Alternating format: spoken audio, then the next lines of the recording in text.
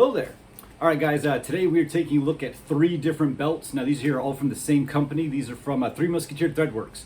Great company name. They also have a great naming convention. So we have the Aramis Mk3, which I believe is just the 3rd iteration of it.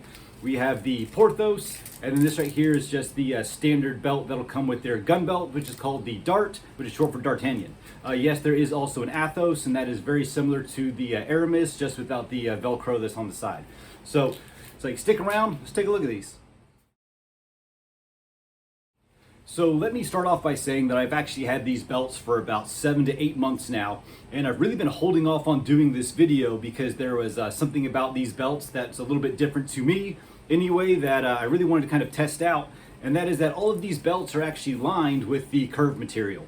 So I've seen a lot of guys that have been switching from Tegris to the curved material. I don't know a whole lot about it, but I guess where my concern was is because I am running this as an inner belt. So it is, my pants belt. It is connected to my body. There's a lot of like bend and play in it. And then of course, actually attaching a gun belt to it, I wanted to see if this curved material would start to, either the stitching would start popping out, or maybe there start being some bends or breaks like in the curved material itself. And I can honestly say that I've worn this belt right here specifically almost every day since I got it. So not just as like a pants belt in my uniform, but also attach my gun belt to this right here like as well. And this right here is held up phenomenally. So if you are wondering about the curved material and how it holds up, here we are, 7, 8 months afterwards, and it looks almost the exact same as it did when I first pulled it out of the box. So curved material holding up well.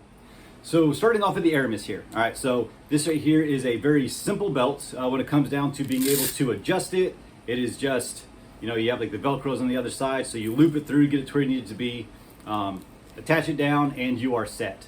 One thing that I do like about it is this kind of like overdone G-hook here. So all it does is it kind of like goes on in, and you actually give it a pull, and you might be able to hear that like click, and it just kind of like clicks into place. So one, it does its job of it holds up my pants. Very helpful. It's a belt. All right, but the other thing that I really like about this is that even with the curved material, so I was wondering if it would be comfortable if you're used to like padded belts or something like that. So this here for me anyway, has been extremely comfortable. If you are used to wearing, so a lot of us got issued out the Ronin, either the Shuto or one of their different like tactical gun belts.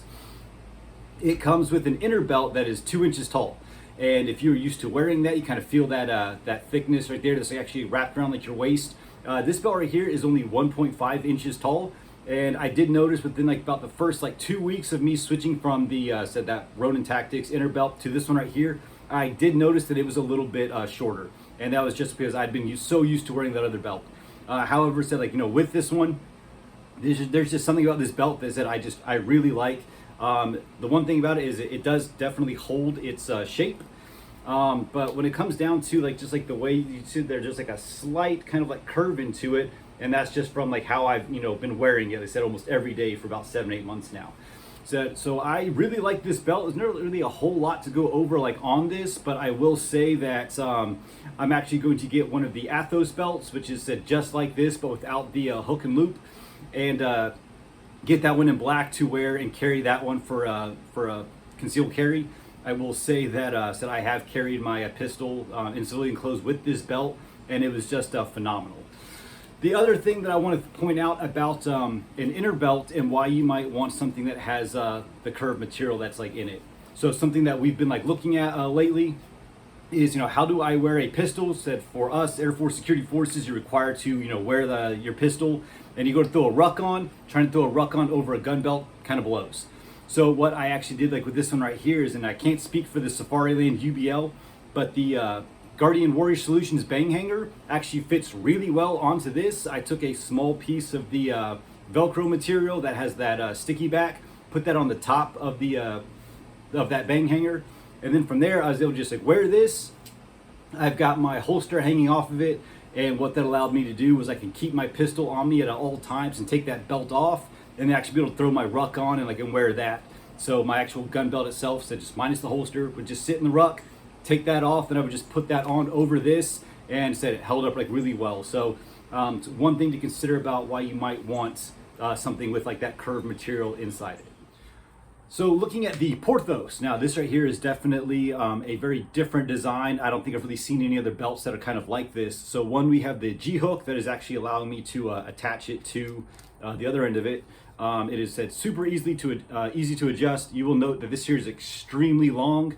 I want to say that when the official version actually comes out, this here is going to get cut down to about like 6 inches. I just left it on here to show you how it initially looked like when I got it. But then I've got my G hook, and then you'll notice that that curved material actually is a little bit longer. So what I'm doing here with an elastic keeper that comes with it is I am just taking it, I am sliding that through, and that elastic keeper there is actually helping kind of hold this right here into place. So once I have it set up, I now have that curved material that is going all the way around my waist, holds it very secure.